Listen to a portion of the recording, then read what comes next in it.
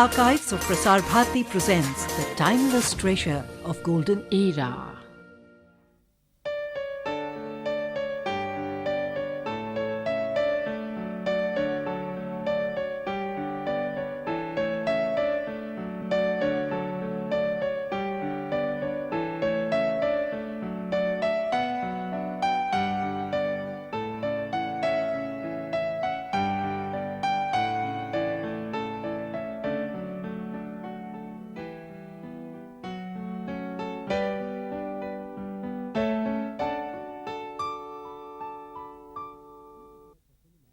It was in the late 60s that there developed a strand of Indian cinema which, while consistently fighting against the formula of mainstream filmmaking, avoided becoming both self-conscious and self-indulgent.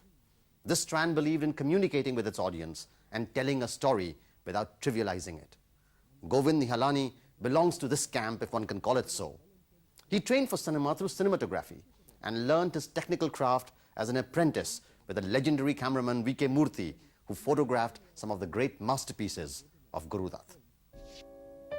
It was his credentials as a cameraman which gave Govind his opening into the world of cinema. And it was his association with Shyam Benegal which gave him his first major break in feature film making. Earlier, this Ankur was to be done, I think, by Mahajan. Then something happened, dates ka kuch pata nahi kuch kya hua, and Ankur was to be made in black and white. Then he decided to make it in color, and that's when I got the chance. That's when he asked me if I would like to shoot. But before that, I had done documentaries with him, so he knew my work. He was aware of my work.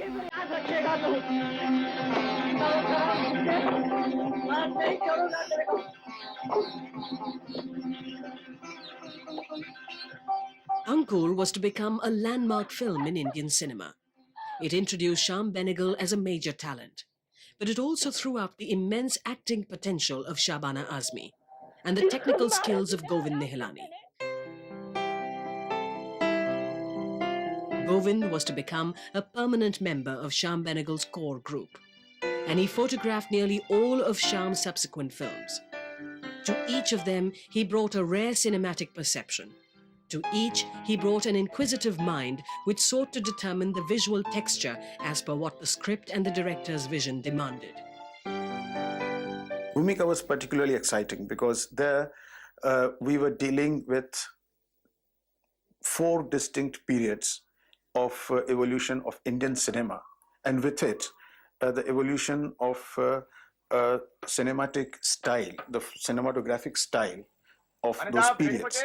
We went to the Film Institute archives and had a look at several films of various periods and studied their lighting styles, studied their compositions, and tried to incorporate them in the film, which was a very challenging, at the same time very satisfying experience. By the time he shot for Junoon, Govind was already an accomplished cameraman, among the very best in the country. He readily acknowledges that his assignments with Shyam Benegal served as essential education for his subsequent move into direction. Working with Shyam was a very integrated experience. By integrated experience, what I mean is that when the discussions were taking place, when the script was being written, the scenes were being discussed, and various other aspects of the scenes were being, openly debated, I used to be part of that. He never treated me merely as a photographer who will be given a brief to light up a scene or set up a camera or something like that. Never. And I was also, by temperament, very interested in the whole process. So working with Shyam was going through the process of filmmaking and not just coming in as a cameraman a month before the shooting started. Govind's own love for theatre and his association with Satyadev Dubey, who was also an important member of Shyam Benegal's inner circle, had already charted a course for him. Along with Satyadev Dubey, he co-produced and co-directed Shantata Kot Chalu Hai in Marathi, based on a socially radical play written by Vijay Tendulkar. Later, when he was to make his independent debut, Govind would have to turn to Vijay Tendulkar to help him with the script of the film he wanted to direct. Aakrosh was a departure from what he had been working on till then.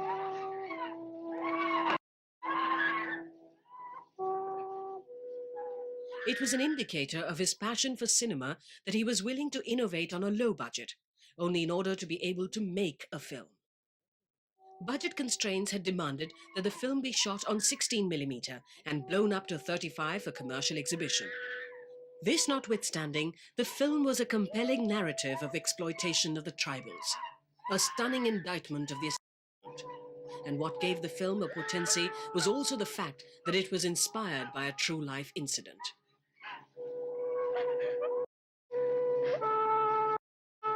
Mr. Tendulkar, I knew. Chalu Hai we had done, and with Dubey, there was an association in theatre. At that time, he was doing research. He was on Nehru Fellowship, working on a thesis of emerging patterns of violence in society as expressed in theatre. So he was doing a lot of research on violence in society. And once we were sitting together, and he mentioned an incident of how during a communal riot, some tribals were brought from the jungles near Thane, and some interested parties made them stand at a particular place, gave them something to drink or whatever, and just asked them to fire arrows into the crowd. Okay? And it was a communal riot. These people didn't even know who they were fighting against or what. They were just carrying out orders. So one of the tribals was arrested because some arrows were found in the body of somebody, and he was arrested. And people who had brought him just disappeared. They left him as it is. So the theme stuck in my mind. The theme of a person who has no means, who's helpless, how he gets exploited, and how he has no recourse to justice, and his life is destroyed like that. The story of a tribal unfairly framed in a murder charge and the idealistic lawyer who tries to defend him was made that much more tense because of the underlying violence, which was always palpable but never overt, whose undercurrent was evident in nearly every frame of the film. As I have always done, I was just following my emotional response to that story. And the whole thing was born like that. And what distinguished the film from the usual story of cause-oriented cinema were the very intense performances Govind drew out of his principal cast. In particular, Om Puri, whose silence and refusal to defend himself becomes claustrophobic, till his explosive fury at the very end.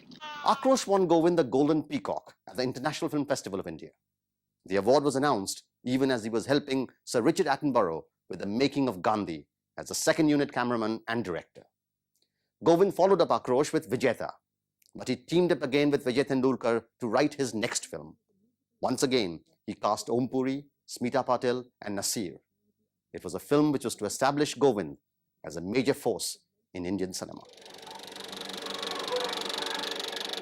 Ardh Satya delineated the profile of a policeman who during the course of his duty has to come to terms with vested interests and political interference.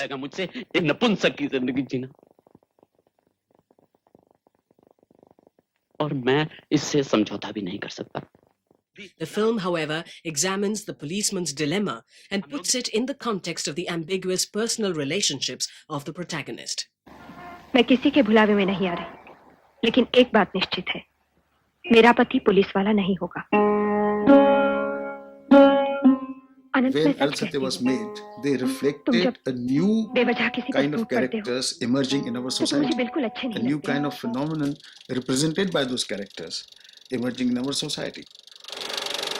Ardh Satya was a major box office success, perhaps the most successful serious film ever made in the country. And for many, this was due to the graphic tension which the director managed to accommodate throughout the duration of the film. A tension which was heightened through powerful characterizations, especially that of the underworld kingpin Rama Shetty, played with great aplomb by Sadashiv Amrapur. The film was also determined with the director's effort to build in it a persuasive and realistic ambience to document the frustration and brutalization of an individual. It was the dramatic suggestions of violence in the film which forced many critics to accuse Govind of having resorted to commercial attitudes in an effort to give the film a wider appeal. In justifying this process, critics accused Govind of lobbying for a fascist ideology, extenuating the right of taking into one's own hands. I'm a person who's not for violence. I don't look at violence as a solution to any problem or any situation. And in all my films, that ideology comes through, that violence is not an answer. Even in Ardh Satya, which is cited as an example. Yet in the final analysis, it was Om Puri's sterling performance which kept the film from drifting into another melodrama. Govind used Om's face and his close-up to convey the subterranean message of the film, an impotent rage building up against a system perverted by power brokers. Ardh Satya, Om Puri's face was very much the keynote of my film. You know, I got to have that sur, a keynote hona chahiye, key element on which I hang all my work in that particular film. And in this case, it was Om Puri's face. In fact, the producers at one stage suggested that I should take Nasir. And I said, no, I must have Om. And I'm glad that they accepted this. While films like Party and Aghat kept Govind in the limelight with fans of serious cinema, neither had the stirring qualities abundant in Aakrosh and Ardh Satya. Govind was, however, working on a major television serial, a contemporary epic set at the horrific time frame of the partition of India, positioned during the communal carnage which shook the subcontinent. Tamas was to receive greater attention and far greater critical acclaim than any of his previous works. It was also to become a bone of contention for all the wrong reasons. For most critics, the abiding images from Tamas are the scenes in which the filmmaker builds up the electrifying anxiety prior to and during the communal violence. When I made Tamas, I was not trying to recreate events. I was trying to recreate a state of mind. I was trying to regain or recreate a sense of fright and fear and insecurity that one felt in those days. The riot started. There was a terrible sound of the doors and windows being banged shut. I remember that sound very well in that huge building, because we used to stay on the 4th floor of a huge building which had about 90 offices in it and all that, and that belonged to us in Karachi. And it was bang opposite to this famous newspaper in Karachi called Dawn. Okay, so next day I suddenly realized that there was no sound. Everything was very quiet. And for the first time, I heard the word called curfew. These scenes were to punctuate the series, and it was in their faithful rendition that the film rose above anything ever shown on Indian television.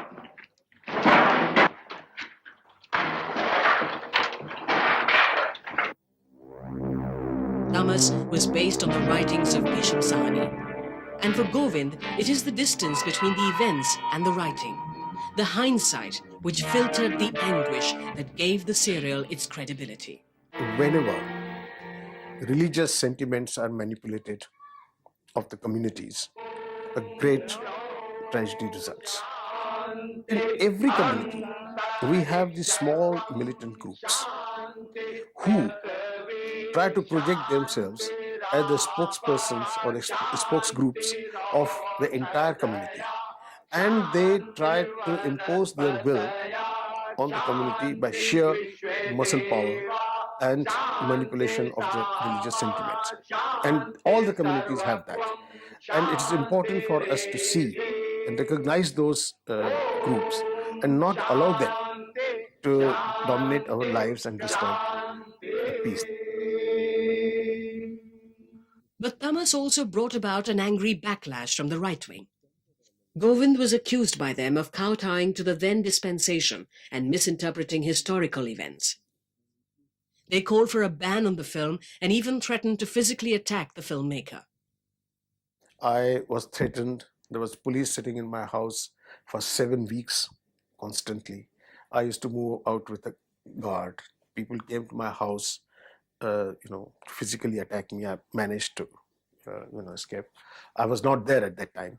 But the fact is, the level of intolerance and the level of violence threatened at that time, I had never anticipated.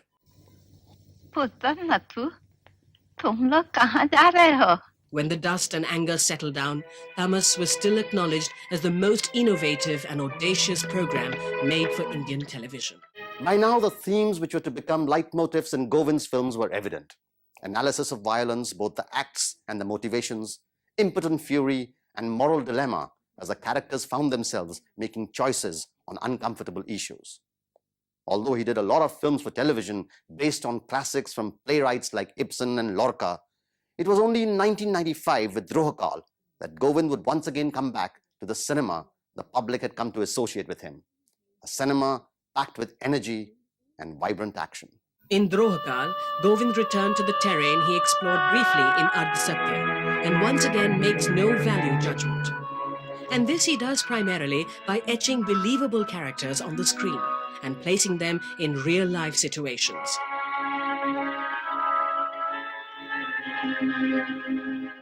Drohkaal, like other Govind films, once again brought focus to his seeming obsession with the theme of violence. In my films, the violence is very, very organic to the situation and to the story. In terms of quantity, it is never very much. And the violence in my films comes in spurts, but they're very intense, very strong and very realistic moments. So you feel them very strongly and you feel you have seen so much violence. But in terms of, quantity, no. But it's of quality, the violence is violence. When you see violence in my films, I want you to feel a kind of repugnance against it. In Drohkaal, the story of a policeman pitted against a terrorist who is also an ideologue, the director transcends the action scenes to present the moral dilemma faced by the protagonist. Is a story of a predicament about a person, in this case, a police officer, engaged in the anti-terrorist cell, and therefore he is responsible for tackling terrorism on day-to-day basis down in the street, and the kind of pressures it feels, the kind of dangers it feels, and the kind of moral and ethical choices it faces.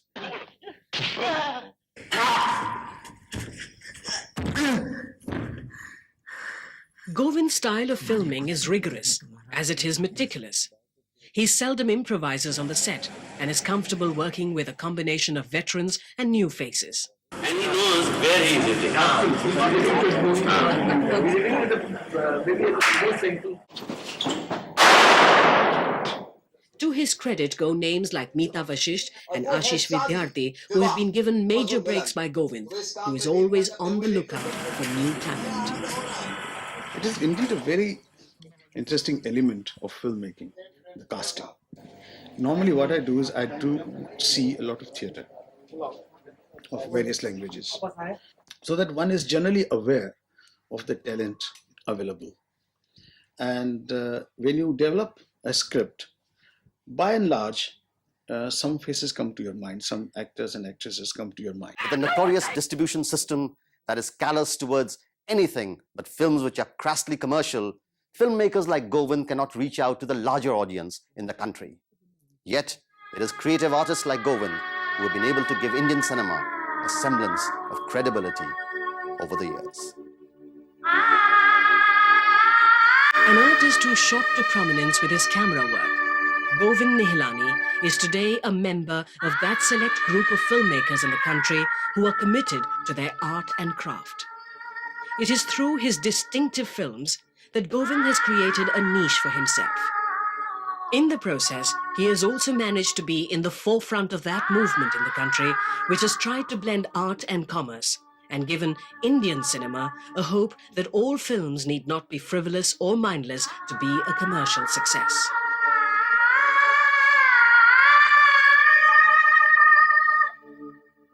I would like to be known as a good filmmaker who was also a good cameraman. But essentially, as a filmmaker who cared for human beings.